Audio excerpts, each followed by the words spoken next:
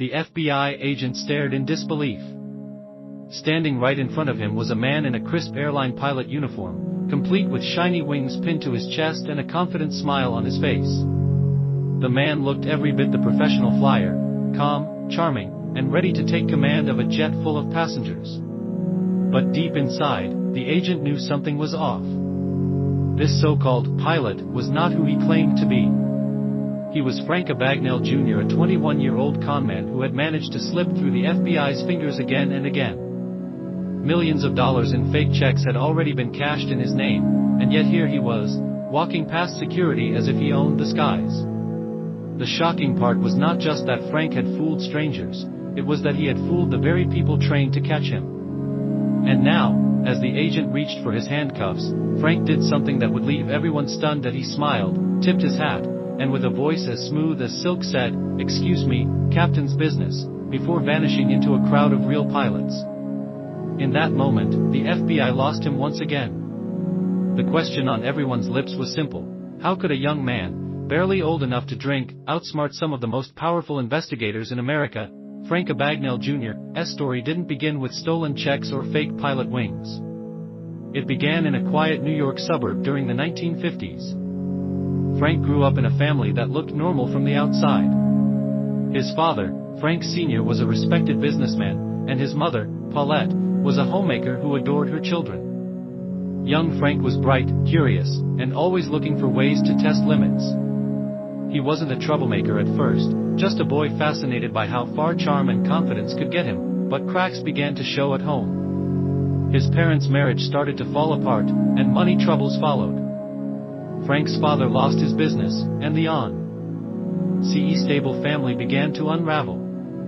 For a teenager watching his world collapse, it was confusing and painful. He wanted control, he wanted power, and most of all, he wanted freedom from the sadness he saw at home. It was during this time that Frank discovered something about himself. He had a gift. If he spoke with enough confidence, people believed him. Teachers, store clerks, even strangers on the street, they all seemed to accept whatever story he told. The first time he truly tested this gift was small. At just 15, he altered his driver's license to make himself look older. With a few clever changes, he convinced adults that he was already a grown man. This trick might have seemed harmless, but for Frank, it opened a dangerous door.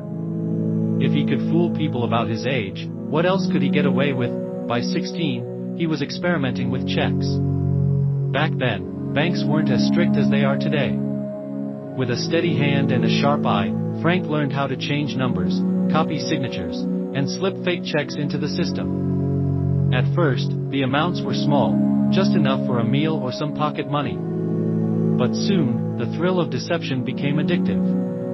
Every successful scam gave him more confidence, and he realized something incredible. No one questioned him if he looked the part. The real turning point came when Frank noticed how much respect airline pilots received in public.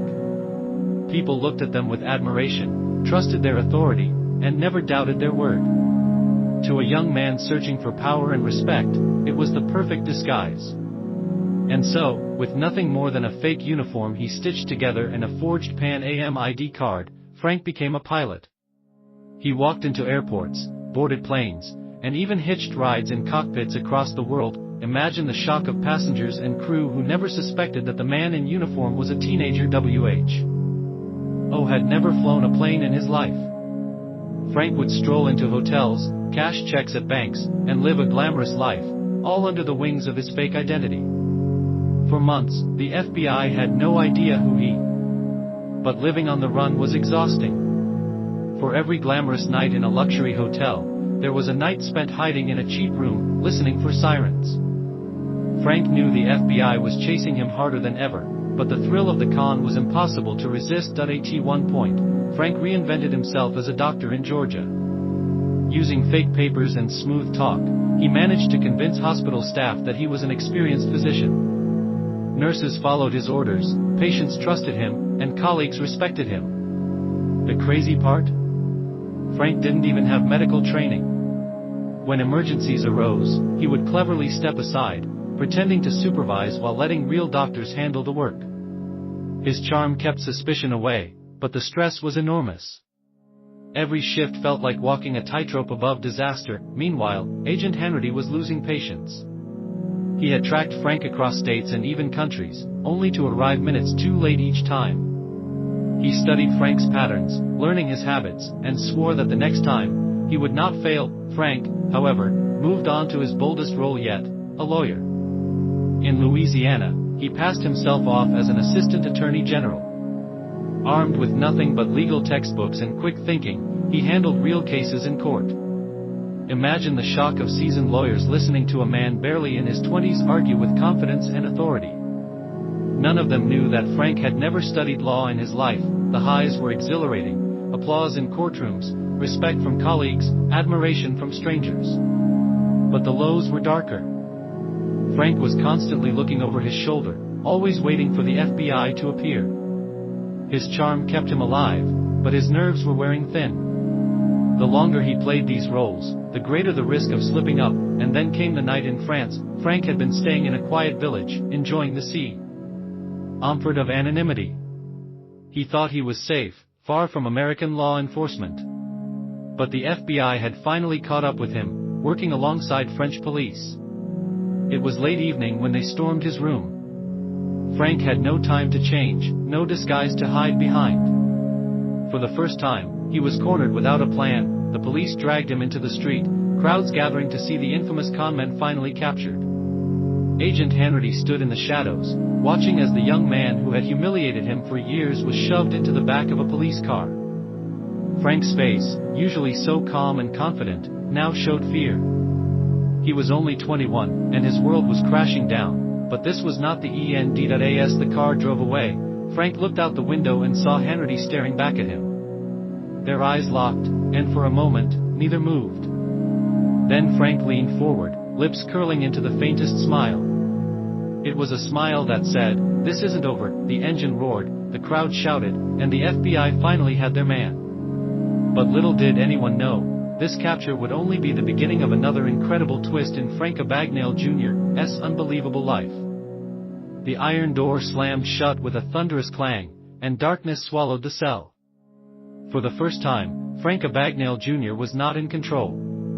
The young man who once strolled through airports in a captain's uniform, who fooled doctors and lawyers, now sat in a filthy French prison with nothing but fear in his chest. The walls were damp, the stench unbearable, and the guards showed no mercy. This was no disguise, no glamorous con. This was reality, and it hit harder than anything he had ever faced. Days dragged into weeks. Frank, once so full of charm, now grew pale and weak. Prison life stripped away his pride, his confidence, and nearly his will to live. Letters from his family never came. His so-called friends had vanished. The newspapers that once praised his brilliance now mocked his downfall. To the world, the master of disguise was finished, but then something happened that changed everything. The FBI came knocking. Agent Hannity, the man who had chased Frank across continents, now stood outside his cell. At first, Frank thought it was a cruel joke. The same man who hunted him, who swore to put him behind bars forever, was now offering him a chance. Hannity saw something the world refused to see: talent. Frank might have been a criminal, but his skills were undeniable. He had outsmarted banks, airlines, lawyers, and even investigators. Instead of rotting in a cell, what if those skills could be used for good? What if Frank could help the FBI catch other fraudsters? At first, Frank resisted. Trust the FBI? The very people who wanted him locked away for life? It sounded impossible. But as the days grew darker and his body weaker, Frank realized he had no choice. Freedom, even limited freedom, was better than dying behind bars. He agreed. The transition was not easy. Frank was released into a halfway house and assigned to work with FBI agents in a small office. At first, they hated him. To them, he was still a criminal, a liar, a conman. They didn't trust his word, didn't value his advice. But Frank had patience. Slowly, he began to show them what he could do. With nothing but a magnifying glass and a sharp eye, Frank spotted fake checks that experienced agents missed. He explained tricks criminals used to alter documents, teaching the FBI lessons they had never considered. His knowledge, once used to deceive, now became a weapon against fraud. And slowly, grudgingly, the agents began to respect him, but just as Frank was finding a place in this new life, disaster struck point one morning. While reviewing a stack of fraudulent checks in the office, Frank noticed something strange. The paper, the ink, the watermark, these weren't the tricks of small-time criminals. These were master forgeries, almost perfect copies that even banks couldn't detect. Someone out there was pulling off a scheme as bold as anything Frank had ever attempted. The FBI didn't believe him at first. "You're imagining things," one agent scoffed. But Frank knew the truth. His instinct screamed that this was serious. If left unchecked, the scheme could cost banks millions and humiliate the FBI once again. As he leaned back in his chair, staring at the forged check in his hand, Frank realized something chilling. Whoever was behind this wasn't just skilled, they were studying his old tricks, perfecting them, and using them in ways even he hadn't dared. It was like looking into a mirror of his past, only more dangerous, and that's when the phone on his desk rang. The call that came through would change everything, dragging Frank back into a world he thought he had left behind.